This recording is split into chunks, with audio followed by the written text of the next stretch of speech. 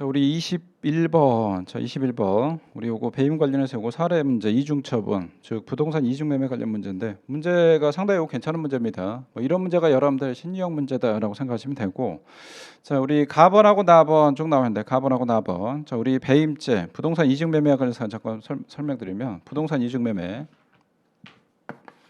자, 갑이 있고 그 다음에 제1 매수인이 있습니다. 그 다음에 얘가 제2 매수인. 자, 제1 매수인한테 일단 부동산과 관련해서 매매를 했네. 첫 번째 매매를 하고, 그다음 원래는 제1 매수인 A1한테 넘겨야 되는데 제1 매수인한테 넘기지 않고 제2 매수인한테 웃돈 받고 넘겼다. 그럼 이때 우리 부동산 이중 매매가 되죠. 자, 이때 얘한테 부동산을 갖다가 이중 매매했다. 그러면 이때 배임죄가 성립을 합니다. 원래 이제 이중 처분 관련해서 최근에 한 3년 사이에 여러분들 법원에서 싹 다 민사 문제다라고 해서 다 이제 배임죄가 됐던 거를 판례 전환업체로 바꿔서 우리 단순 민사 문제로 무죄로 뺐는데, 다만 이제 부동산 이중 매매 관련해서 아직은 얘는 좀 살아 있습니다.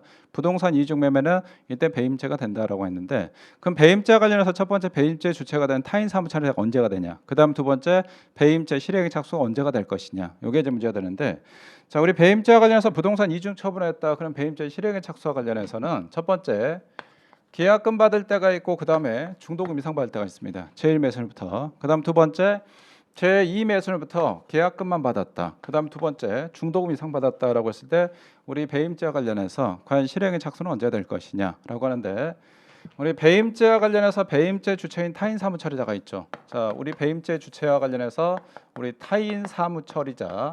자, 그러면 배임죄 주체 언제가 될 것이냐라고 하는데, 일단은 제1 매수인부터 최소한 중도금 이상 받아야 그때 배임죄 주체인 타인 사무처리자가 됩니다. 자, 계약금만 받았다 그러면 계약금 이건 단순 민사 문제니까 얼마인지 여러분들 그걸 엎을 수가 있습니다. 그래서 첫 번째 제1 매수인부터 중도금 이상 받아야 되고, 그 다음에 두 번째 그러면 배임죄 실행의 착수가 언제가 될 것이냐라고 하는데, 배임죄와 관련해서 우리 실행의 착수는 최소한 제1 매수인부터 제2 매수인부터 중도금 이상 받아야 그때 실행이 착수되는 거고, 제2 매수인부터 계약금만 받았다 그러면 계약금은 단순 민사 문제입니다. 최소한 중도금 이상 받아야 그때 비로소 형사 문제가 되는 거고, 따라서 얘한테 중도금 이상 받았다. 이때 자, 일단 배임죄 실행이 착수되고, 그다음 얘한테 등기를 넘겼다. 여기서 등기는 여러분들 소유권 이전 등기 될 수 있고 가등기, 무슨 근저당권 설정 등기, 등기다 그럼 다 포함이 됩니다. 그럼 그때 완전히 기수가 된다. 일단 요 구조를 일단 싹 기억하시고, 자, 그러면 우리 가본부터 볼까요?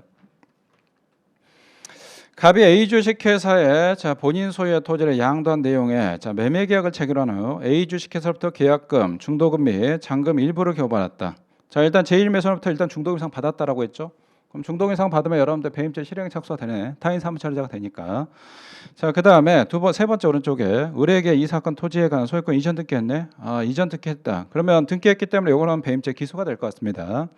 자, 그런데 그 이전에 갑은 A 주식회사부터 계약금 중 4분의 3만 지급받은 상태에서 A 주식회사 명의로 가등기를 격려해 주어 갑의 행위에도 자 불구하고 A 주식회사가 갑에 아무런 협력 없이도 가등기의 순위 본적 효력에 의해 자신 명의 소유권 이전 등기를 맞출 수 있는 수단 마련해 주었다라고 하는데, 뭐 이런 거 마련해 주었다 의미 없습니다. 일단은 등기를 했다. 그럼 이때 배임죄 기소가 된다.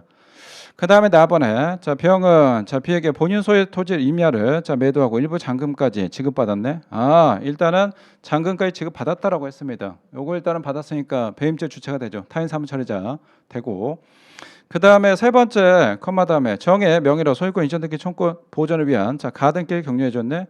자, 일단 얘한테 돈 받고 등기해줬죠. 가등기해줬구나. 그럼 배임죄 요거는 됩니다. 배임죄 성립하는 거고. 자, 따라서 우리 기억 보시면 자 갑과 병은 각각 A 주식회사 B와 관계해서 타인의 사무 처리한 자가 될 것이냐라고 하는데, 일단은 요거와 관련해서 돈을 받았기 때문에 배임죄 주체는 될 것 같습니다. 배임죄 주체. 우리 배임죄 주체가 되려면 제1 매수부터 중도금 이상 받아야 된다고 했죠. 그래서 이거 중도금 이상 받았기 때문에 배임죄가 되는 거고. 그 다음에 니은 자 갑과 병의 행위로 인해 A 주식회사 B 사이 현저한 손해가 발생했을 것이냐라고 했는데, 우리 요거는 현저한 손해 발생했다고 보기는 좀 그렇습니다. 우리 배임죄 관련해서는 우리 손해는 자 손해가 관련 현저한 손해 플러스 손해 발생 위험까지 포함시키죠. 그래서 배임죄는 위헌범위에 나옵니다. 횡령죄나 배임죄는 위헌범위에 나가는데, 자 여기는 일단은 여러분들 요거와 관련해서 완전히 이전 등기를 맞춰준 게 완전히 넘어간 건 아니기 때문에 그래서 현저한 손해가 발생했다고 보기는 좀 어렵고 손해 발생 위험만 있는 겁니다.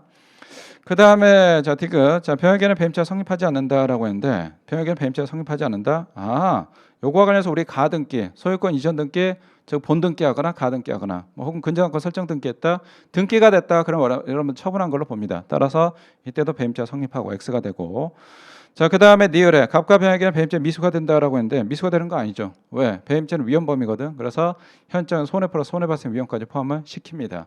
자 요거는 배임죄 기수가 된다. 요 문제 상당히 좀 좋은 문제입니다. 그 다음에 22번은 손괴죄는 요거는 뭐 풀어보시면 되고 문제가 그냥 평이한 문제고 그 다음 23번에 자 문서에 관한 죄 요거는 뭐 개수형 박스로 나오는데 요것도 문제가 그렇게 어려운 문제는 아닙니다. 뭐 난이도로 말한다 그러면 우리 상중하 중정동 뭐 이 정도로 보시면 되고 자 기억부터 보시면 컴퓨터의 기억장치 중 하나의 램에 자 램은 두 번째 줄에 기억장치 또는 전자매체기기는 하나 임시적인 자 요거 기억 또는 저장에 활용하는 매체에 불과하여 자 램에 올려진 전자기록은 형법 232조 2 사전자기록 위작 변작죄에서 말하는 전자기록이 될 것이냐 자 요것도 전자기록에 포함되죠. 포함되고 요거는 뭐 이제 그렇게 중요한 판례는 아닌데 요거는 뭐 문제집에 기출 여러분들 객관식 기출 정지는 다 있었던 문제입니다. 그 다음에 니은에 공문서를 작성하는 과정에서 법령 등을 잘못 적용하거나 적용해야 할 법령 등 적용하지 아니한 잘못이 있는 경우에 허위 공문서 작성죄가 성립하며 그 적용에 전제가 된 사실관계에 대한 내용이 거짓이 없네. 세 번째 오른쪽에 그 적용에 전제가 된 사실관계에 관한 내용이 거짓이 없다. 오케이 거짓이 없다. 여기다 키포인트 잡으시면 되고. 자 우리 허위 공문서 작성죄, 허위 땡땡 작성죄. 허위 땡땡 작성죄는 요건 두 가지가 있어야 되죠. 우리 위조나 변조가 있고 그 다음에 허위 땡땡 작성이 있는데 권한이 있냐 권한이 없냐 요거 가지고 판단하는데 자 일단은 여러분들 어떤 문서와 관련해서 자 일단 권한이 없다 그러면 죄가 뭘로 빠지냐 허위 땡땡 작성죄로 빠집니다. 허위 땡땡 작성죄로 빠지는데 첫 번째 권한이 없어야 되고 죄송합니다 권한이 있어야 되죠. 권한이 없으면 위조나 변조로 가는 거고 자 권한이 일단은 첫 번째 있어야 되고 권한이 있는데 어딜 가지고 장난쳐야 되냐 내용 가지고 장난쳐야 된다. 그래서 내용에 허위가 있어야 됩니다. 자 권한이 있고 자 그다음에 자 요거와 관련해서 내용에 허위가 있다. 자 그러면 이때 죄명이 뭘로 빠지냐 허위 땡땡 작성죄로 빠집니다. 그래서 자 이 경우는 허위 땡땡 작성죄 우리 유가증권이다 그럼 허위 유가증권 작성죄 요게 하나 있고 문서다 그러면 허위 공문서 작성죄 그다음 허위 진단서 작성죄 이 두 가지로 갑니다. 따라서 허위 땡땡 작성죄로 빠지는데 반드시 요게 있어야 된다니까 내용의 허위가 자 내용에 허위가 있어야 되는데 여기는 뭐라고 했냐 내용에 허위가 없네. 아 권한 있는 별의별 짓거리 했는데 내용에 허위가 없다. 그럼 허위 공문서 작성죄가 되지가 않습니다. 그 다음에 우리 3번에 우리 밑에서 세 번째 중간 볼까요? 사업자 등록증. 우리 공정서 원본에서 공정서 원본에 해당하는 거, 뭐 아닌 거 해서 사업자 등록증. 이건 단순한 사실관계 나타나니까 공정서 원본에 해당하지 않고. 그 다음에 니을. 이거는 뭐 X가 돼 워낙 뭐 기본적인 판례고. 자, 그 다음에 미음 보겠습니다. 자, 형법 228조 1항에서 규정하는 공정서 원본 부실기재자는 공전자 기록 등 부실기재자는 공문에 대하여 진실에 반하는 허위 신고하여 공정서 원본 또는 이와 동일한 전자기록 등 특수매체 기록에 그 증명하는 사항에 관하여 실체관계에 부합하지 않은 부실의 사실을 기재 또는 기록하게 함으로써 성립하고 여기서 부실의 사실하면 권리 의무 관계엔 중요한 의미를 갖는 사항이 객관적 진실에 반하는 것을 말한다라고 했는데 권리 관계에 대한 중요한 사항이라고 했죠. 우리 일명 다운계약 사건 있죠. 다운계약 사건. 다운계약 사건 중요한 사항에 대해서 허위가 있어야 이때 죄가 되는데 다운계약 사건 자 요거는 거래가액은 중요한 사항이 아니니까 이때는 우리 죄가 안 된다. 그 판례 기억하시면 되고 원래 문서죄 많이 좀 어렵게 출제가 되는 경향이 있는데 이번에는 그냥 문서죄 물론 이제 박스롱 형태로 나오긴 했는데 뭐 그렇게 어려운 문제는 아니었습니다. 자, 그 다음에 우리 24번 공연음란죄, 그 다음에 25번 도박죄가 있는데 뭐 공연음란죄 도박죄는 뭐 단원 자체도 그냥 평이한 단원이고 문제도 그냥 평이하게 출제가 됐습니다. 그래서 24번은 요거는 뭐 풀어보시면 될 것 같고 24번에 니을 지음만 잠깐 볼까요? 니을. 자, 공연음란죄에서 정하는 음란한 행위를 특정한 사람 상대로 했다고 하여 요 강제추행이 될 것이냐라고인데 특정한 사람 했다고 해서 무조건 강제추행이 되는 것은 아니죠. 강제추행. 자, 우리 강제추행죄 성범죄. 성범죄는 자 일단은 뭐 해야 되냐? 우리 성적 자유결정권 요거까지 침해가 있어야 됩니다. 그때 우리 비로소 성범죄, 뭐 강간이나 강제추행이 되는 거고, 뭐 성적 자유결정권 요거 침해, 즉 의사에 반하는 요 성적 자유결정권 침해가 없다 그러면 이때는 죄가 되기가 조금 어렵습니다.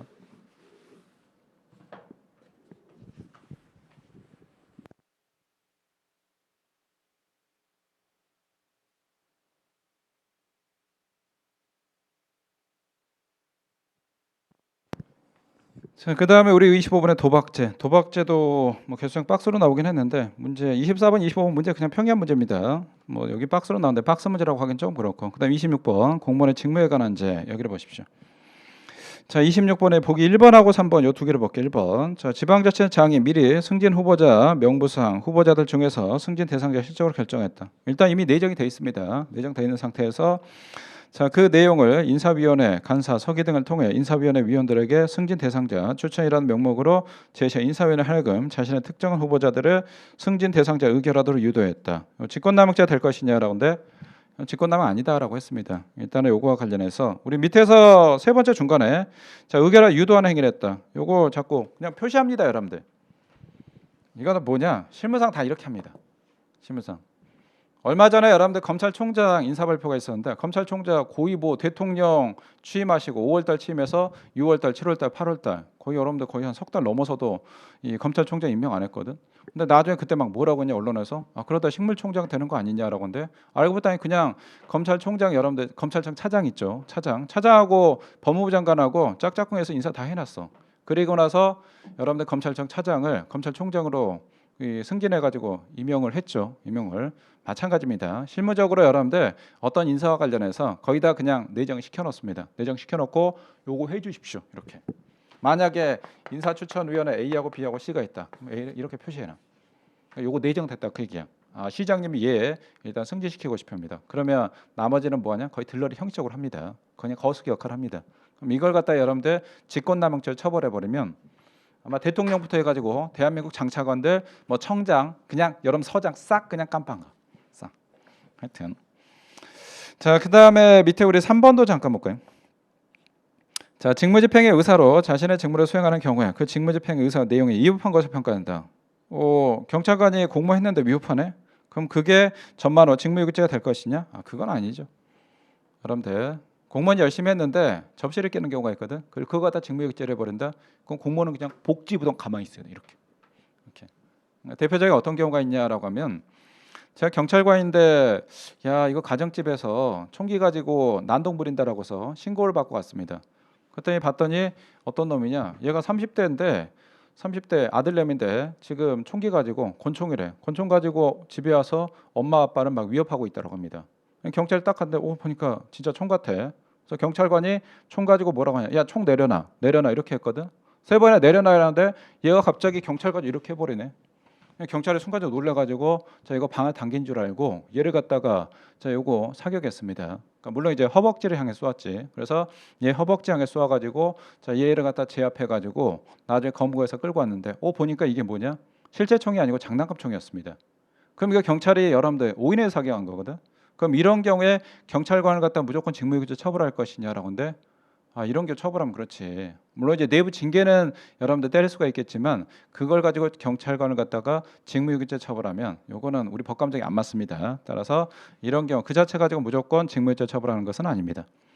자, 27번 공무집행방해죄. 여기도 박스형 문제인데 여기도 뭐 문제 자체가 그냥 무난합니다.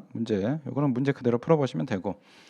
자, 27번까지 해서 일단은 여기까지 이제 형법 문제. 그다음에 28번. 원래 이제 우리 여러분들 형법하고 형사헌법 문제가 형법 문제가 총론에서 14문제, 강론에서 14문제에서 총 28문제, 그다음에 형사헌법이 우리 12문제, 즉 수사 파트에서 6, 증거 파트에서 보통 이제 이렇게 출제된다라고 했죠.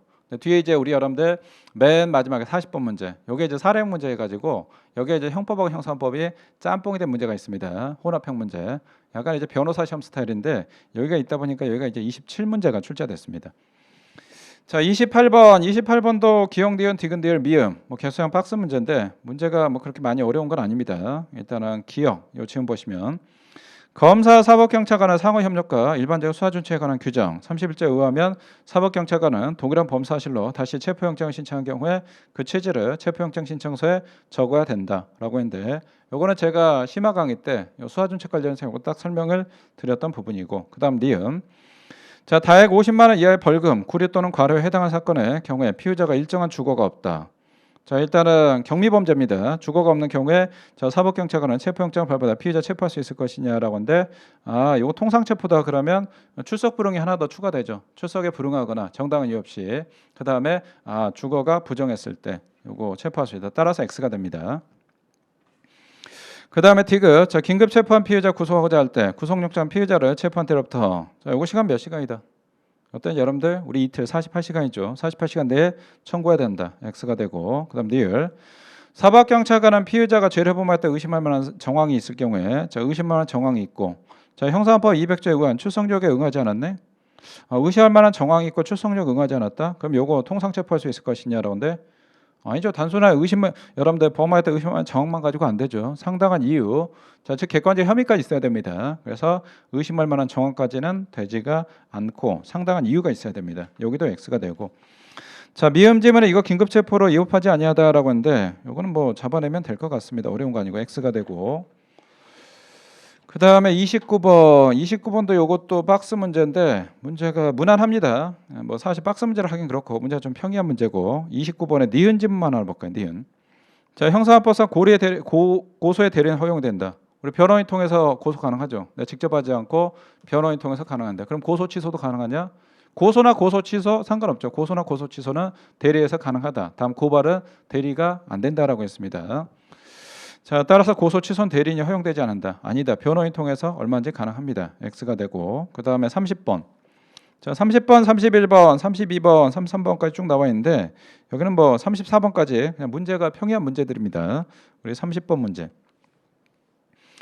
30번에 보기 1번만 보시면 검사 또는 사법경찰관이 피의자를 영장에 체포하는 경우에 자, 필요한 때는 영장에 없이 타인에 주거나 타인이 간수하는 가호, 건조물, 항공기, 선차 안에서 피의자 수색이 허용된다라고 하는데 요게 위헌 판결 났죠. 그래서 법조문이 좀 개정이 돼가지고 추가가 됐습니다. 어떤 경우에 추가가 될 것이냐라는데 긴급을 요할 때만 이때 수색이 허용되고 따라서 지문 요거는 이제 구 형사헌법 조문이고 따라서 X가 되고 자, 그다음에 우리 31번에 1번하고 보기 4번 여기를 볼까요?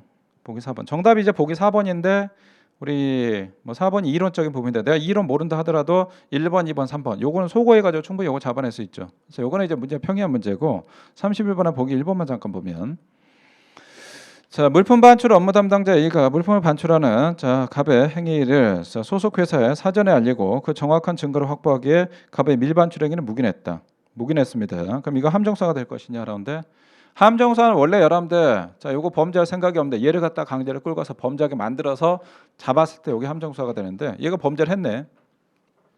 그 다음에 얘를 체포하기 위해서 일단 좀 기다렸다. 아니면 후속 범행하기 위해서 기다렸다. 이것만 가지고 함정사가 되는 건 아니죠.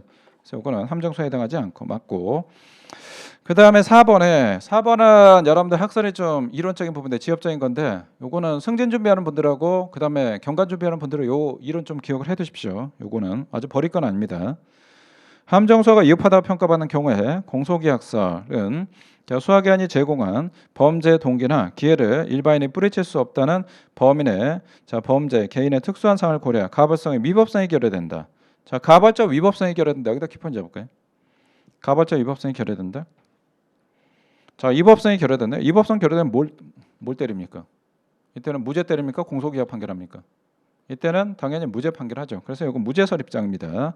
점을 동그라에 공소기각 판결을 선고해야 된다? 아니다. 이거는 무죄설의 입장인데 우리 함정소와 관련해서 이거를 무죄 선고해야 되냐 아니면 공소기각 판결해야 될 것이냐라고 하는데 위법성이 조각된다라고 했으니까 무죄설의 입장이다. 이렇게 잡아내시면 되고.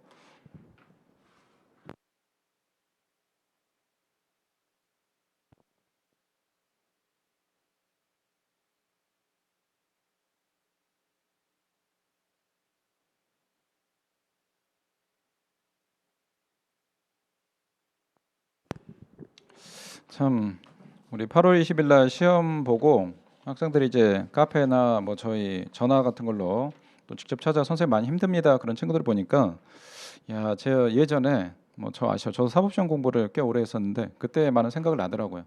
이제 강사 입장에서는 학생들이 저 이제 수업 같이 했던 친구들, 제 강의를 쭉 같이 했던 친구들이 시험 잘 봐가지고 선생님 저 이번에 참 좋은 결과 나왔습니다라고 하면서 선생님 저 합격 축하해줘요. 그러면 그렇게 고마울 수가 없습니다. 또 뿌듯하고 나하고 같이 했던 친구들이 같이 강의를 듣고 같이 수업을 했던 친구들이 좋은 결과 나온다 그러면 요 맛의 선생하구나 그런 생각이 드는 그런 좀 맛이 있는데 이게 또 같이 했던 학생들이 점수가 안 좋아가지고 선생님 저 너무 힘들어요. 또는 어떤 학생들은 뭐 그냥 연락도 안 되고 그냥 잠 타버립니다. 그런 친구들 보면 그렇다고 잠 탄데 막 전화해가지고 너 안 나오니 너 안 하니 그렇게 하면 오히려 그 친구들 더 힘들어해. 잠타거나 그러면 일단은 좀 지켜보는 게 이때는 여러분들 그냥 관심을 조금 꺼주는 게 오히려 그 친구들에 대한 배려라고 생각하시면 됩니다. 근데 학생들이 좀 많이 힘들고 그런 걸 보니까 또 어떤 학생들은 선생님 제가요 그동안 부모님 몰래 이 직장 생활하면서 돈을 모아가지고 제가 회사 사표 냈거든요. 근데 부모님께 말씀은 아직 못 드렸습니다. 부모님께 말씀드리면 제가 올해 나이가 30대 초반인데 너무 이제 부모님이 걱정하실까봐 또 부모님께 너무 이제 죄송해서 말씀 못 드리고 제가 몰래 지금 학원 다니면서 지금 공부를 하고 있는데 당연히 이번에는 합격을 해서 엄마 아빠께 꼭 좋은 소식 전해드리고 또 이번에 또 추석이 있어가지고 제가 꼭 하고 싶었는데 선생님 제가 그렇지 못하게 됐습니다. 저 너무 힘들었습니다. 그런 친구들의 그런 사연을 보니까 너무 마음이 짠합니다. 저도 이제 예전에 집에서 정말 반대하고 고시 공부 사표 낼 때도 저 사실 부모님께 얘기 안 하고 사표 냈습니다. 사표 내고 나중에 한참 후에 얘기를 했거든. 얘기하고 또 저는 진짜 사표 낼 때 하도 이제 주위에서 반도가 심하니까 저희 형 결혼식 때 그때 사표 냈거든. 형 결혼식 때 사표 싹 가져갔더니 저희 이제 위에 상사분께서 팀장님이 너 일단은 휴가 좀 내고 생각 좀 해봐라라고 했더니 아닙니다. 저 생각 다 했습니다라고 해서 일단 사표 내고 그 다음에 수리를 안 해줘가지고 그때 계속 이제 한 2주 정도 계속 근무를 좀 했었는데 그런 생각이 좀 만감이 참 많이 교차했습니다. 시험이란 게 참 그런 것 같아. 너무 잔인한 것 같아. 내가 정말 열심히 해가지고 합격한다 그러면 내가 여기서 한 단계 도약을 하는데 내가 모든 걸 진짜 포기하고 여기로 한다 여기 배팅했는데 결과가 안 좋죠? 그럼 이거 뭐 더 이상 갈 수 있는 여러분들 뭐 길이 없습니다. 그러다 보니까 그렇다고 여러분들 학점이나 그런 거 다 포기하고 했기 때문에 일반 기업에 취직하기도 상당히 좀 어렵고 참 그런 거 보면서 시험이 너무 잔인하지 않을까 그런 생각이 드는데 여러분들 또 지금이 어찌 보면 살다 보면 사실 내가 열심히 잘 해가지고 내년에 또 합격해서 중앙경찰학 가고 현직 가면 지금 돌이켜 보면 사실 별거 아닙니다. 그렇기 때문에 지금 힘들다고 너무 자책하거나 너무 여러분들 어디 방콕 가거나 그렇게 하지 말고 가급 좀 나오십시오. 친구들을 만나거나 그럴 사람이 없다 그러면 산이라도 가거나 아직은 여러분들 날씨가 상당히 괜찮고 그러니까 아니면 많이 걷거나 그래서 여러분들 가지고 있는 머리에 복잡한 생각들을 조금 내려놓으십시오. 내려놔야 내가 이성적인 제대로 된 판단을 할 수가 있고 그다음 다음을 시험을 준비할 수가 있습니다. 자, 32번에 우리 보기 1번하고 보기 4번 요거 두 개를 좀 볼게요. 32번 보기 1번에 검사 사법경찰 간의 상호 협력과 일반적인 수사 준칙에 관한 규정 35조에 의하여 영장 35조에 의하면 검사 또는 사법경찰관은 구속영장 유효기간 내 영장의 집행에 착수하지 못한 경우에 반환사유 등은 적은 영장 반환서에 해당 영장을 첨부하여 즉시 법원에 반환해야 하고 구속영장이 여러 통 발부된 경우 모두 반환해야 된다. 법조문이니까 그대로 보시면 될 것 같고 그 다음에 3번하고 4번도 보시면 3번 구속적부 심사 절차 작성 조서 요거는 311조 311조에 의해서 법관 우리 작성 조서에서 증거능력 인정될 것이냐라고인데 구속적부심은 여러분들 아직 기소가 안 됐죠. 공판 단계 아니죠. 수사 단계죠. 그래서 우리 311조는 공판 단계에서 요거 작성한 조서기 때문에 딱 311조가 정된 게 아니고 이거는 뭐냐? 315조 우리 3호에 특심문서에 해당합니다. 요거는 워낙 많이 나왔던 질문이고 그다음 보기 4번에 구속영장을 집행하면서 피의자의 신청인 때 하나여 피의자에게 사본을 교부해야 될 것이냐. 요거는 법이 최근에 개정됐죠. 2022년도 2월 달에 법이 개정돼 가지고 기존에는 여러분들 영장 원본만 제시하면 되는데 법이 바뀌어 가지고 영장 원본 제시, 사전 제시 원칙이고 그다음에 반드시 여기다 사본도 교부를 해 주라. 반드시 해 주게 돼 있습니다. 상대방이 이거 신청하거나 그런 거 상관없이 법이 바뀌었던 부분이고 이것도 찍기 특강 때 이것도 말씀드렸던 부분입니다. 33번에 임의동행에 관한 설명 쭉 나왔는데 임의동행 우리 보기 3번만 좀 볼까요? 자, 경찰관이 갑의 정신 상태, 신체에 있는 주사 바늘 자국, 알코올 솜 휴대, 전과 등을 근거로 갑의 마약류 투약 혐의가 상당하다고 판단하여 경찰서 임의동행을 요구하였고 임의 동행 장소인 경찰서에서 갑에게 마약류 투약 혐의를 밝힐 수 있는 소변과 모발의 임의 제출을 요구하였다. 이때 임의동행은 형사법 199조에 따른 임의동행에 해당하지 않는다라고 하는데 아닙니다. 요거 임의동행 인정을 합니다. 우리 수사와 관련해서 우리 수사상 임의동행 있고 그다음 불신검문상에 우리 임의동행인데 요거는 수사상 임의동행으로 봤다. X가 되고 그다음 33번에 엄격한 증명과 자유로운 증명에 관한 설명 가장 적절하지 않은 것은 요것도 보기 3번이 좀 많이 지엽적인 질문인데 1번, 3, 2번, 4번 충분히 요거 소구할 수 있는 문제입니다. 그래서 요 문제도 좀 평이한 문제고 자, 요거와 관련해서 우리 1번 자 지금 보시면 양자는 자 증거 능력의 유무나 증거 조사 방법의 차이가 있을 뿐 심증의 정도에는 차이가 없다. 우리 자유로운 증명, 엄격한 증명 둘 다 우리 심증 형성 정도에는 똑같습니다. 그 다음에 보기 3번 보시면 법원은 전과조회서가 변론 종결 후에 회부되었다 하더라도 변론 재개 없이 전과조회서에 기재된 누범 전과의 사실 근거로 가정할 수 있냐? 변론 재개 없이 누범? 아, 이거는 행위자한테 불리하거든, 피고한테. 그래서 변론 재개 없이 요거 안 됩니다. X가 되고. 자, 그다음에 이제 35번부터 여기서 이제 사례 문제가 4개나 나왔는데 사례 문제 35번 보십시오. 자, 다음 사례에 대한 설명이 가장 적절한 것은 이라고 나왔는데 사례 문제가 여기 4개, 앞에 우리 헌법 문제도 하나 있죠. 우리 이중처분 관련해서 그 해서 총 5개 나왔는데 야, 참 저 요즘 많이 느끼는 게 경찰직 시험하고 여러분들 검찰직 시험, 그다음에 법원직 시험은 사례 문제가 거의 안 나옵니다. 법원직 시험은 법원직은 이제 과목이 8과목이고 민법, 민사, 소송법까지 막 출제되다 보니까 그렇게까지 어렵게 출제는 안 하는데 경찰직 관련해서는 야, 이게 갈수록 문제가 상당히 좀 깊이 있게 나옵니다. 문제 상당히 어려워. 가끔 보면 야, 이런 문제 같은 경우는 변호사 하시는 문제로 출제도 상당히 손색이 없을 정도거든. 야, 우리 참 문제가 잘 출제하는데 근데 이번에 난이도를 너무 좀 어렵게 했어.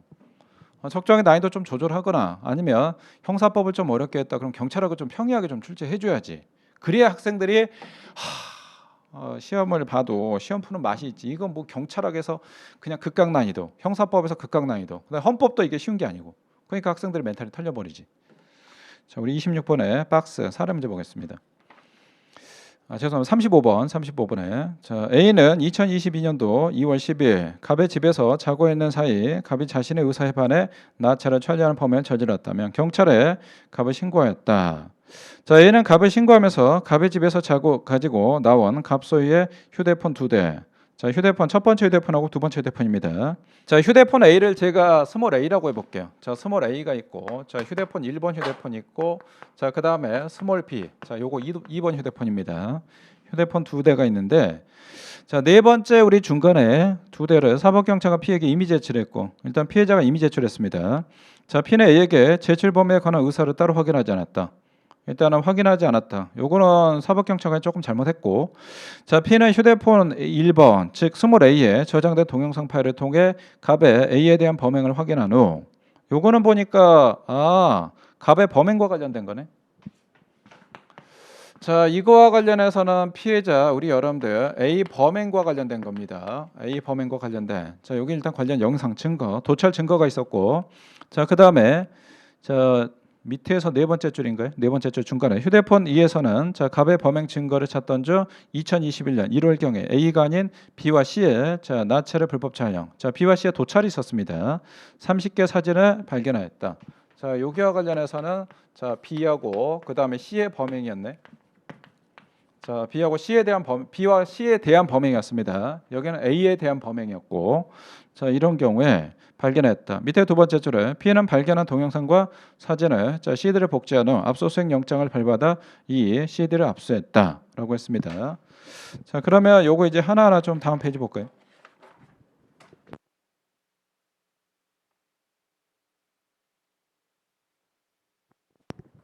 자, 우리 보기 1번에 휴대폰의 이미 제출물이기 때문에 2대 휴대폰에 저장된 전자정보 정보가 자, 이미 제출되어 압수된 것으로서 취급할 수가 있을 것이냐라고 하는데, 자, 저장된 정보 전부 원래 여러분들 휴대폰 자기 거 이미 제출했다. 여기 아니고 피해자가 남의 거 가지고 범인 거 가져와서 이미 제출했죠. 그러면 일단은 어디서부터 어디까지 여러분들 이미 제출한 건지 반드시 요거는 이 관련해서 정보 관련 범위를 확정을 해야 되는데 아까 우리 수사기관이 확정 안 했다라고 했죠. 확정을. 거기서 조금 문제가 있었습니다. 그래서 두 번째 줄에 전자정보 전부가 이미 제출돼 압수된 것으로 취급한다. 아닙니다. 일단은 요거와 관련해서는 법 위반이 있기 때문에 어느 걸 할지 일단 범위를 명확하게 확정을 해야 됩니다. 그 다음에 두 번째, 자, 21년 1월경 범행 동영상은 2022년 2월 10일 범행과 동종 유사한 범행으로 자, 2022년 자, 2월 10일 범행과 구체적 개별적 연관관계 없다 하더라도 자, 일단 사건 관련성이 없다 하더라도 22년 세 번째 줄에 2월 10일 범행 혐의 사실과 관련성이 있을 것이냐라고 하는데 요거 휴대폰 하나 있었고 B 보니까 야, 이런 다른 범죄도 있거든. 그럼 이거와 관련해서 이 사건하고 사건 관련성이 있을 것이냐라고 하는데 아까 관련성 없다라고 했죠.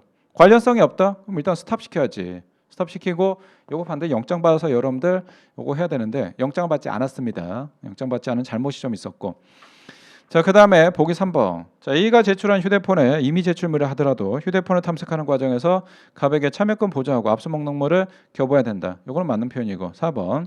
자, 압수한 CD에 저장된 동영상과 휴대폰 2에 저장된 원본 동영상과의 동일성은 검사 주장 입증해야 하며 자, 일단 우리 형사에서 입증 책임은 검사한테 있죠. 검사가 있고 다만 예외적으로 행위자한테 있는 게 두 개가 있죠. 첫 번째 우리 형법 310조에 명예훼손죄에서 위법성 조학사유가 있고 그 다음에 형법에서 우리 상해동시한 특례 규정 263조 요게 263조는 판례가 없다 보니까 거의 출제가 안 되고 우리 판례가 있는 형법 310조 요게 이제 주로 출제되고 그 외에는 다 검사가 입증해야 되는데 그럼 이 경우에 엄격한 증명 방법으로 증명돼야 될 것이냐라고 하는데 엄격한 증명까지 필요가 없다라고 봤습니다. 이것도 X가 되고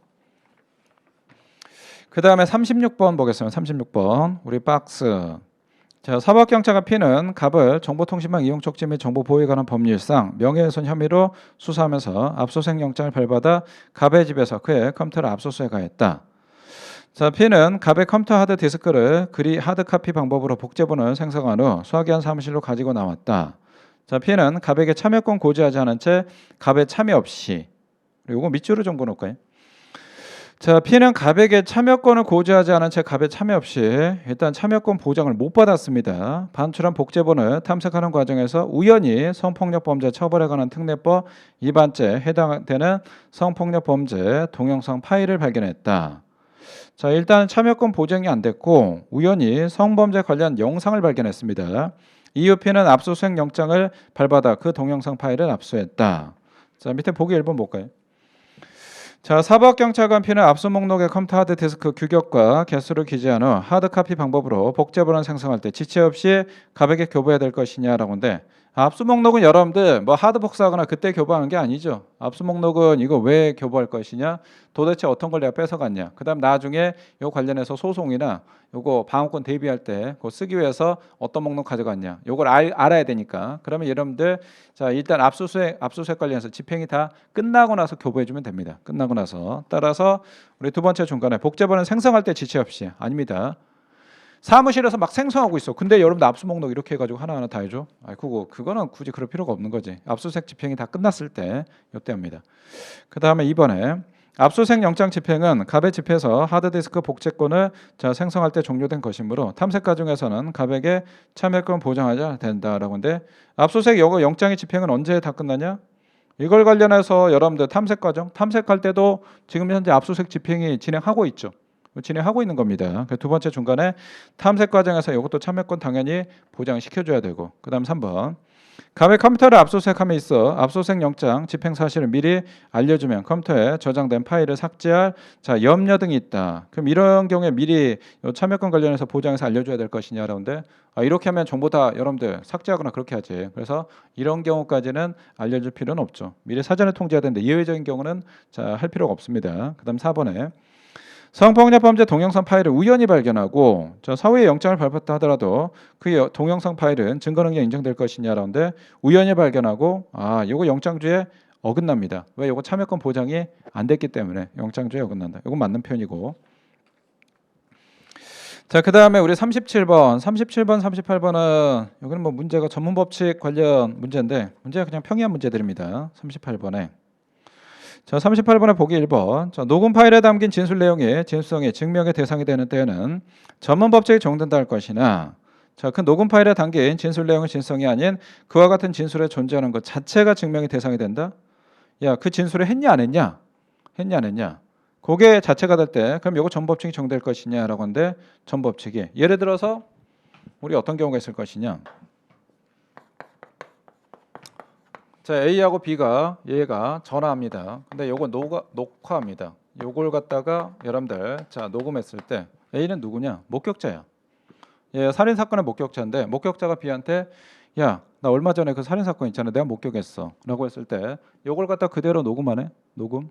그러면 이 녹취록 관련해서는 여러분들 얘가 죽였다라고 해서 녹음했다. 그럼 이 녹취록 관련해서는 요거는 뭐가 돼? 이건 전문이 되는 거죠. 전문이 되는 건데 그러면 이 했던 사실 자체가 있냐? 예를 들어서 A라는 놈이 B를 갖다가 B한테 전화해서 뭐라고 하냐? 디스를 하네. 누구를? 유재석을 디스했어. 그럼 디스했다는 것 이 사실 자체가 있었냐? 즉 명예훼손죄에서 혹은 모욕죄에서 그 사실 자체가 있었을 것이냐라고 하는데 이때는 뭐가 되냐? 이때는 전문이 아니죠. 이때는 본래 증가됩니다.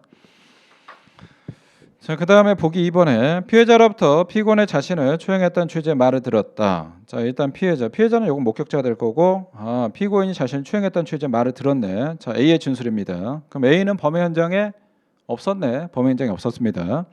진술을 자, 피고인이 자신을 초행했다는 피해자 진술 내용의 진실성을 증명하는 간접 사실 사용한 경우에 요거 전문 증거 될 것이냐라고 하는데 전문 증거. 피해자가 야 피고인 나 있잖아 강제 추행했어라고 해서 추행했다라고 한 걸 얘기를 들었다. 그럼 얘는 뭐냐? 얘는 아까도 말씀드렸죠. 우리 이게 여러분들 전문 증거가 될 것이냐 본래 증거가 될 것이냐라고 하는데 일단은 뭐 진술 증거 이 진술 증거를 일단 전제로 깔고 요 관련해서 전문이냐 본래냐라고 하는데 범행 현장에 얘가 있었다 그럼 목격자가 되니까 이건 본래 증거가 되죠. 근데 얘가 범행 현장에 없었다 그러면 이때는 목격자가 아니기 때문에 요거는 전문 증거가 됩니다. 그래서 범행 현장에 있었냐 없었냐 이걸 가지고 판단하는데 그러면 이거 두 번째 왼쪽에 자 A의 진술 A는 범행 현장에 없었지. 피해자가 A한테 얘기했거든. 피해자는 범행 현장에 있었으니까 피해자가 얘기한 진술은 이건 본래 증거가 되겠지만 A는 범행 현장에 없었으니까 요거는 전문 증거가 됩니다. 자, 따라서 자, 요거와 관련해서 우리 네 번째 줄에 전문 증거에 해당하지 않는다. 오케이, X가 되는 거고. 그다음 3번. 전문 증거라 당사자의 동의한 경우에 전법칙이 정되지 않는다. 우리 전문 증거에서 문제가 되는 거는 동의를 안 하니까 문제가 됩니다. 근데 요거 동의를 했다. 피고인이 이거 쓰겠습니다라고 동의했다. 증거 동의했다. 그럼 이때는 우리 증거를 쓸 수가 있죠. 그럼 전문법칙이 정되지 않고 두 번째. 증인의 신용성을 탄핵하기 위한 탄핵 증거를 제출된 경우에도 전법칙이 정되지 않는다. 오케이, 증거 동의하면 이거는 뭐 쓸 수가 있는 거고. 그 다음에 보기 4번에 A에 대한 사기죄로 공소 제기된 갑의 공판에서 갑이 자신의 처에게 보낸 내가 A를 속여 내가 A를 사기쳐서 투자금 받았는데 그 돈 송금한다 라고 문자 메시지를 증거로 제출했다. 그럼 이거 전문 증거가 될 것이냐라고 하는데 전문 증거. 자, 요거는 뭐냐? 이거는 우리 여러분들 313조에 적용되는 거죠. 사기범이 자기 와이프한테 자기야 내가 이거 사기쳐서 받은 돈인데 내가 문자로 보내라고 하면 자기가 사기쳤다는 거 작성한 거죠. 그럼 요거 피고인 진술이 되는 거죠. 피고인 진술이 되는데 우리 313조 요게 적용이 됩니다.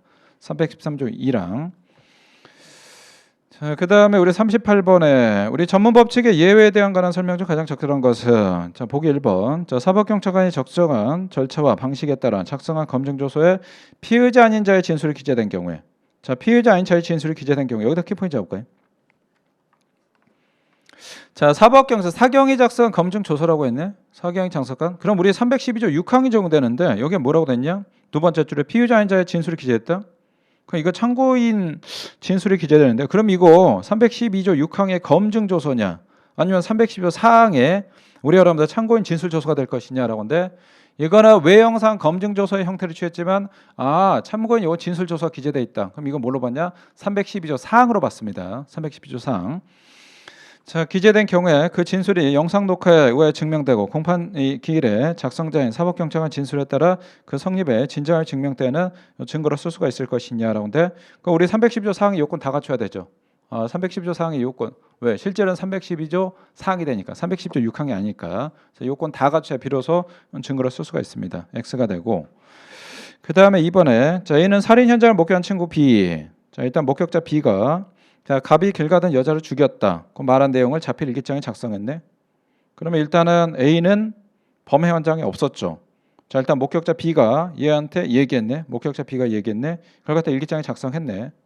자, 그러면 두 번째 중간에 훗날 이 일기장이 갑의 살인죄 공판의 증거로 제출된 이 일기장은 형사법 313조 1항. 자, 진술 기재 서류가 될 것이냐라고 하는데 요거는 그건 아니죠. 뭐가 될 것이냐? 우리 316조 보면 316조 1항에 피고인 여러분들 전문 진술이 있고 그다음 310조 2항에 피고인 아닌 자의 전문 진술이 있죠. 즉 목격자의 전문 진술이라고 보시면 됩니다. 그러면 일단 목격자가 친구한테 A한테 얘기했단 말이야. 얘가 일기장에 적었단 말이야. 그럼 이거는 뭘로 적용할 수 있을 것이냐? 이때는 316조 2항. 요걸로 갈 수가 있습니다. 316조 2항. 근데 요거는 문제가 조금 애매합니다. 요 관련해서 요게 313조 1항 경우에 따라 이렇게 볼 수도 있긴 하는데 자, 요거와 관련해서 뭐라고 했냐? 우리 38번의 문제 가장 적절한 것은 이라고 했으니까 적절한 것은 요게 이제 4번이 요거 확실하니까 일단 정답은 3으로 처리하는데 2번도 조금 애매한 성격이 좀 있긴 합니다. 그 다음에 보기 3번. 자, 자기에게 맡겨진 사물을 처리한 내역을 그때그때 기계적, 계속적, 기계적으로 기재한 문서. 자, 기계적인 문서입니다. 그럼 이거 당연히 증거 능력 인정될 것이냐라는데, 자, 하더라도 불법적인 업무 과정에 작성한 문서는 신용성이 없으므로 당연히 증거 능력 인정되지 않는다. 아닙니다. 기계적인 문서는 어떤 증거 능력이 당연히 인정되고. 그 다음 보기 4번에 갑이 살인죄로 공소 제기된 공판에서 A가 증인으로 출석하여 교통사고로 사망한 B. 자, 공판장에서 A가 증인으로 출석하여 자, 교통사고 사망한 B. B는 피해자가 될 것 같은데 그 생전에 자신에게 갑이 C를 살해하는 것을 보았다라고 했습니다. 갑이 C를 살해하는 것을 보았다는 말을 한 적이 있었다. 그럼 일단 여러분들 B는 피해자가 되겠죠. 요 살인 사건의 요거 관련해서 죄송합니다. 갑이 살인죄로 공소 제기된 공판에서 A가 증인으로 출석하여 교통사고로 사망한 B. 이미 죽었습니다. B가 생전에 자, 갑이 C를 살해하는 것을 보았다라고 했다. B는 일단 살인 사건의 목격자고 목격자인데 자, 얘가 A한테 얘기했죠. 목격자가 A한테 얘기했다. 그러면 자, A다. 이것도 마찬가지 일단 전문이 될 텐데 이거는 뭐가 될 것이냐? 우리 피고인 아닌 자의 전문 지술이 되죠. 그럼 316조 2항이 적용됩니다. 세 번째 오른쪽에 보시면 진술한 경우에 B의 진술이 특히 신빙할 수 있는 상태에서 행하였으면 증명될 때 하나여 이를 증거로 할 수가 있다라고 했다. 오케이, 요거는 316조 2항이 적용되니까 어떤 316조 2항 요건 두 가지 갖춰야 되죠. 자, 원 진술자가 이때는 원래 나와서 진술해야 되는데 사망 등으로 해서 원 진술자가 진술하기 어렵다. 원서 진술 불능이 있었고 그다음 특 상태 요때 있을 때 비로소 증거로 쓸 수가 있다. 그 내용입니다. 강의와 관련해서 학생들 직접 문제도 동형 모의고사 같은 경우는 학생들 문제 풀어보고 그다음에 제가 데이터가 있다 보니까 이게 확실히 뭐 오답률이 몇 %다 이렇게 판단하는데 뭐 정확한 데이터가 없다 보니까 이게 오답률이 어느 정도 되는지 또 학생들이 얼마나 어려운지 이게 객관적으로 정확히 잡아내기가 조금 어려운 부분이 있습니다. 이게 아무래도 학생들이 느끼는 체감 난이도하고 그다음에 강사 선생들이 느끼는 체감 난이도가 조금 차이가 있습니다. 왜 그러냐 그러면 학생들은 일단 수험생이고 그다음에 이 문제를 100분 동안에 100문제를 다 풀어야 되는 부분이 있죠. 근데 이제 강사는 요거를 뭐 세 과목을 다 푸는 건 아니고 이 형사법, 형법하고 형사원법만 하는 거고 또 이제 아무래도 선생은 오랫동안 그 과목을 하다 보니까 아무래도 학생들이 느끼는 체감 난이도보다는 여러분들 좀 내려갈 수밖에 없습니다. 좀 그런 부분이 있는데 자, 그다음에 39번하고 40번 여기도 마찬가지 사례 문제는 39번 보십시오. 자, 갑은 A를 인정에 드문 것으로 유인한 후 권총으로 살해하였다. 자, 범행 현장을 이 범행 장면은 현장 인근의 건물에 적박에 설치된 CCTV에 녹화되었다. 자, 사법경찰과 P는 CCTV 관리자가 녹화 저장 장치에 갑의 범행 장면이 복사된 자, USB 건네주어 이를 압수했다. 자, 이후 P는 권총의 구매 경위를 수사하기 위해 갑의 이메일 계정을 압수했다. 압수한 이메일에는 B가 갑에게 권총을 구매하여 택배로 보냈다는 내용이 있었다. 자, 검사는 갑을 살인죄로 기소하면서 USB 이메일 파일을 증거로 제출하였다. 그런데 증거로 제출하였다. 자, 밑에 이제 기억부터 볼까요? 39번은 문제 자체가 어려운 문제는 아닙니다. 사례 문제로 그것도 이제 박스형 문제 나오겠는데 문제는 약간은 좀 평이한 문제라고 보시면 되고 기억에 USB에 저장된 파일이 복사 과정에서 편집된 등 인위적 개작 없이 원본 내용 그대로 복사한 사본이라는 점이 증명돼야 된다. 원래 여러분들 가장 확실한 거는 원본 제출해야 되죠. 원본. 근데 원본에 제출할 수 없는 부득이한 사항이 있다. 그럼 이거 사본, 복사본에 제출할 수가 있는데 그럼 반드시 이게 원본을 갖다 그대로 복사한 즉 중간에 어떤 조작, 인위적인 조작이 없다는 거 반드시 이게 입증이 돼야 되죠. 이게 입증이 안 된다 그러면 요 사본, 요 증거를 쓸 수가 없습니다. 첫 번째 반드시 자 복사한 사본이라는 점이 증명돼야 되고 그다음 니은 CCTV에 녹화된 갑의 얼굴 등 개인정보에 해당하지만 CCTV 관리자의 정보 주체의 동의 없이 이미 제출하였더라도 위법소의 증거에 해당하지 않는다. 요거는 우리 법적으로 허용되는 거고 그 다음에 디귿에 USB에 저장된 CCTV 영상이 범죄 당시 현장의 영상이라는 사실이 요증 사실인 경우에 전문법칙이 적용되지 않는다라고 했는데 우리 CCTV 영상은 여러분들 우리 전문법칙이 적용되는 건 진술 증거에 해당하죠. 근데 CCTV 영상이다? 그럼 이거는 진술 증거는 아니잖아. 비준선 증거니까 이건 전문 법칙이 적용되지 않고 그 다음에 리을 자 이메일 작성자인 B가 증인으로 출석하여 갑에게 자 이메일을 보낸 기억이 없다고 진술한 경우에 과학적 분석 결과 즉 디지털 포렌식으로 요걸 관련해서 대체 증명 가능할 것이냐라고 하는데 자 일단은 이메일 작성자인 B가 요거를 진술했네. B가 법정에 출석 B가 갑에게 이메일을 보낸 기억이 없다. B가 작성했죠. 그럼 이건 뭐냐? 피고인 아인자의 진술가 되죠. 피고인 아인자의 진술은 우리 313조가 적용됩니다. 313조다. 그럼 이거 디지털 포렌식 같은 경우로서 대체 증명이 얼마든지 가능합니다. 대체 증명. 따라서 자 마지막에 성립의 진정함이 증명된 때에도 증거로 할 수가 없다. 아니다. 대체 증명이 자 일단 되면 요거와 관련해서 증거로 쓸 수가 있다. X가 되고. 그다음 우리 이제 40번인데 40번은 전형적인 약간 이제 변호사 시험 스타일 문제인데 형법하고 형사법이 혼합된 자 이런 문제입니다. 우리 40번 문제 보겠습니다.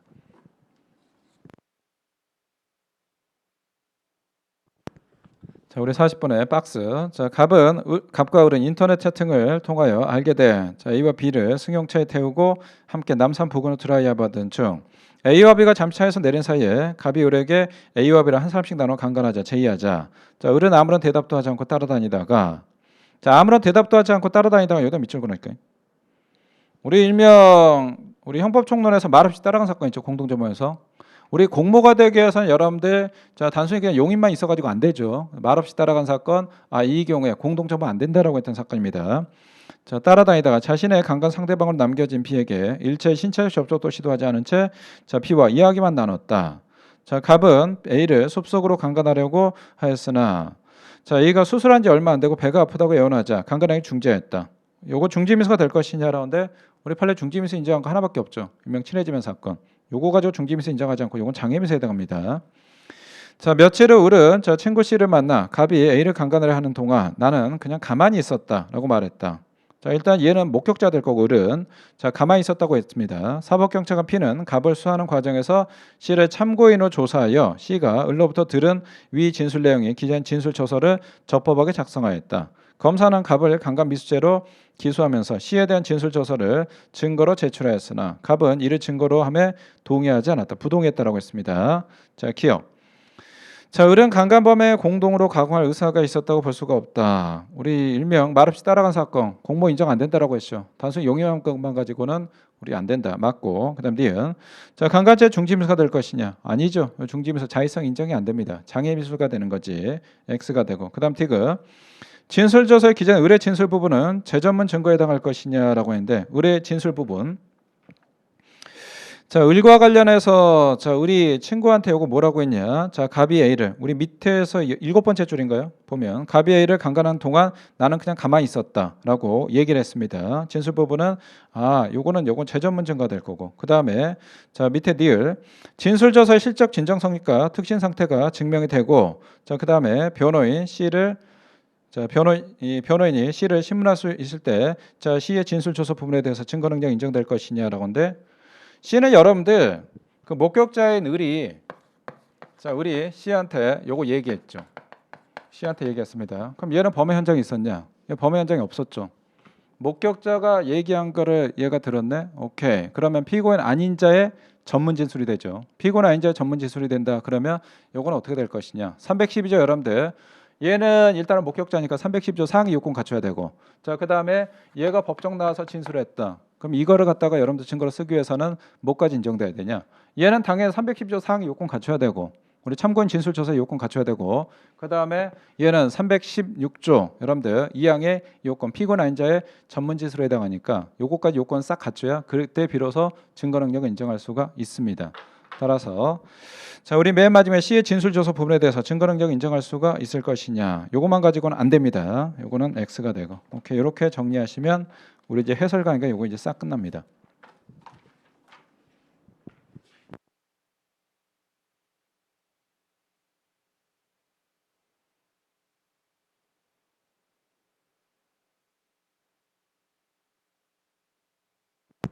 자 아까 서두에 여러분들 1편에서는 이번 시험 우리 출제 경향에 대해서 간단히 좀 설명드렸고 그 다음에 요거 1번부터 해가지고 40번까지 문제 해설을 설명드렸는데 학생들이 이제 많이 궁금해하시는 게 선생님 문제가 너무 어렵게 나왔는데 그 다음에 도저히 이거 예측하기가 어렵습니다. 도대체 범위를 어느 정도까지 설정해야 됩니까? 뭐 경찰학도 그렇고 그 다음에 형법이나 형사헌법 어디까지 설정해서 어떻게 공부해야 됩니까? 학생들이 중요한 게 또 가장 이제 큰 것 같아요. 왜? 이번 우리 8월 20일 결과가 이제 안 좋은 친구들은 그거 이제 빨리 잊고 하는데, 그럼 일단 다음을 여러분들 기억을 해야 되거든. 다음을 대비해야 되는데, 그럼 범위를 어느 정도부터 어디까지 해야 될 것이냐, 요게 이제 문제가 돼. 그러면서 또 학생들이 물어보는 게, 선생님 그러면 내년 시험도 이렇게 나올까요? 선생님 저 좀 많이 겁납니다, 많이 두렵습니다, 그런 친구들 상당히 좀 많은데, 그냥 우리 상적으로 생각해 볼게. 여러분들 올해 시험, 올해 2차 있잖아. 요렇게 출제해가지고 진짜 잘했다 박수 치거나 그런 수험생 저 주위에 한 번도 못 봤어. 선생님도 한 명도 못 봤어. 그럼 수험생이 4만 명이 나오는데 4명 다 욕한다는 얘기거든. 그다음 학원에 종사하는 선생님도 다 욕해. 이건 문제가 있다는 거잖아. 다시 말해서 적정한 난이도와 변별력, 즉 변별력 조절에 실패했다는 얘기입니다. 엄청나게 실패했습니다. 비판을 엄청나게 받는데, 그러면 이걸 갖다가 경찰청도 지네들 다 알 거란 말이야. 조사하니까 아는데 이런 식으로 또 출제해 버렸다. 그럼 내년에 욕 바가지를 먹죠. 이건 내년에는 단순히 욕만 먹는 게 아니라 제가 보기에는 잘못한 경찰청 테러 당합니다. 사이버 경찰청 인터넷 원서 접수 안 돼 있지? 아마 거기 서버 다운될 걸. 뭐 이딴 식으로 막 하냐고. 경찰청 아마 제가 보기에는 청장과의 대화방 아마 거기 서버 다운될 겁니다.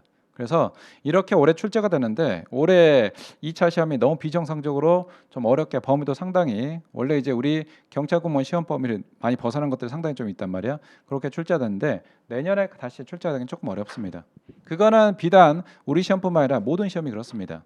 시험이라는 게 출제위원들이 고민하는 게 크게 이제 두 가지가 있는데, 첫 번째는 문제 오답 시비가 없어야 되거든. 정답 시비가 그거 가장 커. 그 만약에 문제 복수정답 나오거나 정답 시비 있다 그러면 그건 직격탄입니다. 그건 우리 시험 마찬가지, 일반 행정직 공무원 시험도 마찬가지고, 그 다음에 수능, 사법시험 모든 시험이 똑같습니다. 요게 첫 번째고, 그 다음에 두 번째 적절한 난이도와 변별력 갖춰야 되는데, 시험이라는 게 적절한 난이도와 변별력 갖추기 위해서는 시험에 출제하는 패턴이 있습니다. 패턴이 어떻게 돼야 될 거냐? 두 가지를 갖춰야 되거든. 두 가지. 첫 번째는 이 시험이 어떻게 출제가 되는가 예측 가능해야 됩니다. 자, 예측 가능성이 있어야 돼. 여러분들 수능 시험은 수능만의 스타일이 있거든. 수능의 역사가 20년이 넘었는, 거의 한 30년이 넘었는데, 수능은 이렇게 출제되구나, 이런 어느 정도 스타일이 있어. 사법시험이다 그럼 사법시험은 어떻게 출제된다, 법원행시는 어떻게 출제된다, 변호사 시험은 어떻게 출제된다, 경찰선진 시험은 어떻게 출제된다, 어느 정도 여러분들 예측할 수 있는 그 시험만의 나름대로의 출제 경향 스타일이 있습니다. 그래서 첫 번째는 예측 가능성이 있어야 되고, 그 예측 가능성이 기본적으로 어느 정도 될 것이냐라고 하는데, 한 75에서 여러분들 한 80% 정도라고 생각하시면 돼. 그러니까 수능이나 이런 시험 같은 경우는 보통 한 75% 요 정도라고 보시면 되고, 자, 그다음에 사법 시험도 마찬가지. 그다음에 보통 공무원 시험이다 그러면 한 80%요 정도가 됩니다. 그다음에 경우에 따라서는 예측이 여러분들 불가능한 경우가 있습니다. 예측하기가 좀 어렵다. 이게 여러분들 나머지라고 생각하시면 돼. 그게 비중이 한 20에서 한 25% 정도 되는데, 자, 20에서 25% 이거는 도대체 뭘 얘기할 것이냐라고 하는데, 기존에 출제됐던 여러분들 스타일을 조금 바꾼 거든. 예를 들어서 여러분들 신유형의 문제 뭐 이런 것들이 좀 출제된다고 보시면 됩니다. 그러니까 사법시험 같은 경우 거의 한 30%, 25에 30% 정도가 출제되고, 수능도 마찬가지고, 공무원 시험 같은 경우는 한 20% 전후가 출제되는데, 이걸 갖다가 여러분들 예측 가능성이 이렇게 해버리고 예측 불가능 이렇게 해버린다. 그럼 이거 욕 바가지로 먹습니다. 그러니까 이번 시험이 약간 좀 이렇게 출제됐습니다. 그렇기 때문에 이번 시험은 상당히 좀 이례적인 거다. 아까도 말씀드렸듯이 거의 뭐 여러분들 10년에 한 번꼴로 나올 수 있는 그런 시험입니다. 2011년도 우리 시험 문제가 그때 한번 공개가 됐는데, 그때도 욕 진짜 바가지로 먹고 진짜 어렵게 출제됐거든. 거의 뭐 10년에 한 번꼴로 나왔기 때문에, 또 다시 이렇게 출제하면 경찰청 아까도 말씀드린 테러 당하기 때문에 이렇게 나오긴 좀 어렵습니다. 우리 대표적인 게 경관시험 있지. 작년에 경관시험 형법이 진짜 어렵게 나왔거든. 문제도 기존 스타일을 확 바꿨고, 근데 올해 경관시험 같은 경우는 그냥 무난하게 출제가 됐습니다. 그래서 계속 내리 연타로 해서 그렇게 출제하기는 좀 어렵기 때문에, 여러분들께 제가 이걸 말씀드리고 싶은 거는 뭐냐, 학생들이 자꾸 이제 시험을 분석은 잘 하거든. 철저하게 분석, 왜? 기출이 중요하니까, 기출이 바이블이니까 분석을 잘하는데, 이게 해당 시험에 딱 하나만 분석해가지고 그걸 갖다 바로 다음 시험 예단해 버립니다. 우리 시험이 이렇게 나왔으니까 학설도 정말 뭐 사법시험 범위까지 막, 판례도 막 사법시험 범위까지, 판례는 뭐 법원행시 범위까지, 뭐 이렇게까지 범위를 엄청나게 늘려버려. 그럼 그거 결코 바람직한 방법이 아닙니다. 시험에서 불변의 진리가 있는데, 시험은 양 늘리면 폭망합니다. 시험은 일단 나올 만한 거 중심으로 그거를 확실하게 마스터해야지, 그 외에 벗어나서 막 너무 지엽적인 이론, 지엽적인 판례, 지엽적인 부분까지 막 공부해 버린다 그러면 점수가 올라가는 게 아니고 양은 양대로 늘어나는데 점수가 확 떨어집니다. 학생들이 많이 범하는 오류 중에 하나가 그겁니다. 자꾸 이제 내가 불안하고 생각 많고 계속 막 점수에서 커트라인북에서 계속 맴돌거든. 그 양을 확 늘려버리는데 절대 양 늘지 마십시오. 그럼 선생님 양 안 늘리고 도대체 이런 시험 어떻게 대비합니까? 라고 하는데 대신 여러분들 커트라인 많이 낮잖아. 만약 우리 시험에서 100점짜리 시험이다라고 했을 때 100점짜리 시험인데 만약에 이렇게 문제가 나왔는데 한 커트라인이 90점에서 95점이라고 해봐. 그럼 여기 당연히 양 늘려서 공부해야 되지.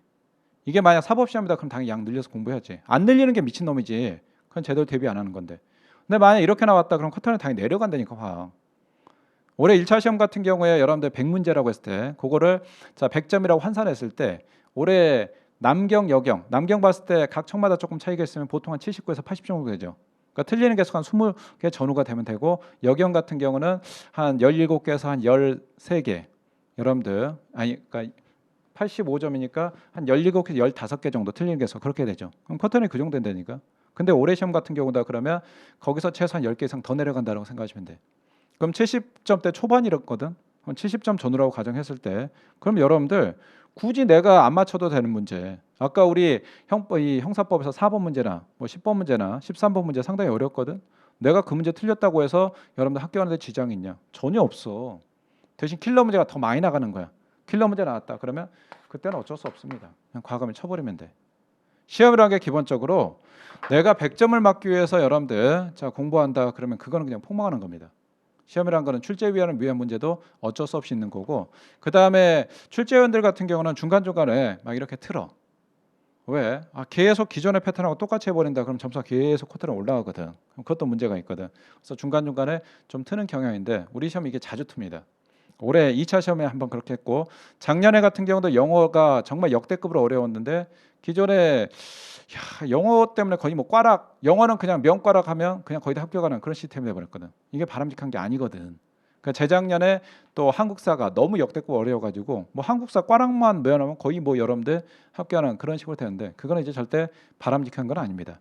그거는 이제 경찰청 관계자분들이 이건 좀 개선을 했으면 하는 생각이 들어. 그래서 일단은 머릿속 쫙 박아둘게. 이런 식으로 똑같이 내년 1차는 출제 거의 안 된다. 선생님 만약 출제되면 어떻게 할 겁니까? 야 그럼 뭐 어쩔 수 없는 거지. 다만 그때는 커트가 내려간다니까. 여러분들 지엽적인 문제 막 4번 문제 이런 것까지 틀려도 합격하는데 지장이 없다니까. 대신 맞춰야 되는 문제는 확실히 좀 맞추면 되고 여기 하나가 있고 자 그 다음에 두 번째 양 늘리면 폭망한다. 절대 양 늘리는 거 아닙니다. 양 수험생도 그렇고 강사도 그렇고 자꾸 불안하니까 적중률이 막 미스가 나니까 자꾸 양을 갖다 됐다 시만하게 늘려. 그럼 학생들 미쳐버려. 왜? 강사야 그거 하나만 하면 되는데 수험생은 3개 해야 되잖아. 형사법, 경찰학, 헌법. 문제집 같은 거 모의고사 해야 될 게 됐다 마는데 감당이 안 된다고. 그러니까 절대 양 늘리지 마. 쌤 믿고 양 늘리지 말고 그러면 쌤 내년 1차 대비 어떻게 해야 될까요? 하면 일단은 저 문제집 관련해서 문제집 보면 제 교재가 딱 저는 커리가 심플합니다.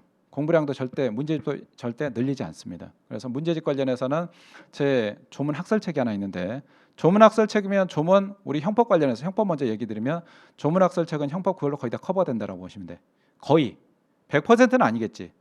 어떤 교재나 모든 시험에 100%는 커버될 수가 없고 아까도 얘기했지만 100점 맞을 생각은 하지 마. 어차피 합격할 정도의 점수만 맞으면 되니까 그래서 조문 학설 책인데 조문하고 그 다음에 학설 그것도 거의 다 커버가 됩니다. 그 책이 여러분들 요게 22년도 올해 봄에 나왔기 때문에 올해 하반기에는 요 개정 계획 없습니다. 요 책입니다. 1년에 한 번 개정하기 때문에 요건 뭐 이제 내년 봄에 즉 내년 1차 시험 끝나고 요 개정 계획이기 때문에 요걸로 일단 보시면 됩니다.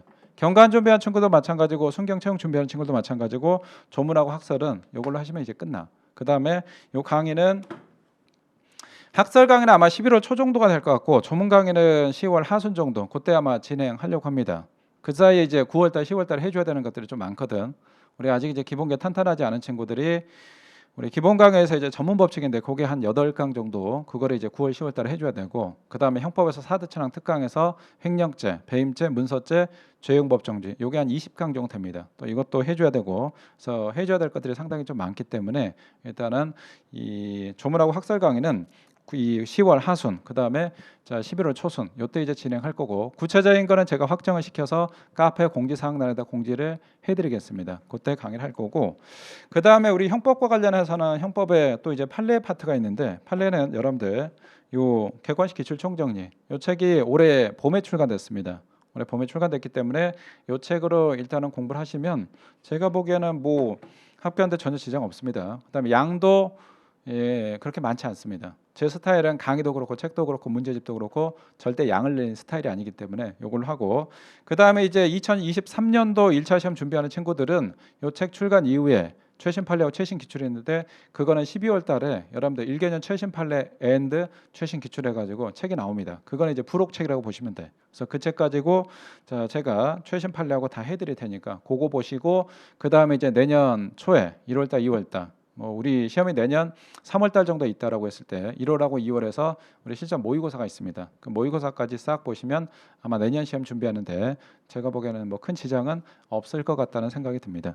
일단 이렇게 하시면 될 것 같고 그 다음에 형사헌법 관련해서는 형사헌법 기출문제집이 작년에 8월 달에 출간이 됐습니다. 출간된 지 지금 한 1년이 됐기 때문에 이거는 지금 현재 개정 작업 좀 하고 있습니다. 그래서 아마 10월 달에 그러니까 다른 좀 해야 될 책들이 몇 개 좀 있습니다.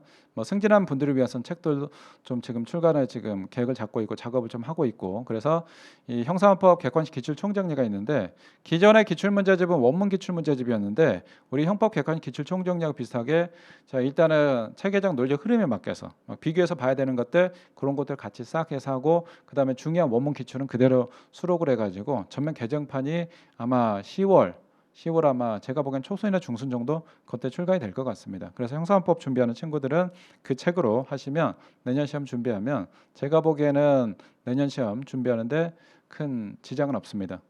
늘상 말씀드린데 이 수험생한테 가장 필요한 건 가성비입니다. 내가 진짜 100점 맞게 따라서 불필요하게 필요한 사항으로 양을 절대 늘리지 마시고 양은 일단 공부량을 최소화시키면 최소화시키고 대신 합격할 정도의 점수를 맞겠다. 이 전략으로 가시면 여러분들 합격하는데 전혀 지장이 없습니다.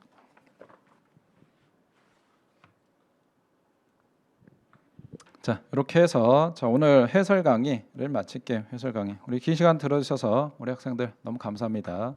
자 인사드릴게요. 우리 학생들 수고했어요.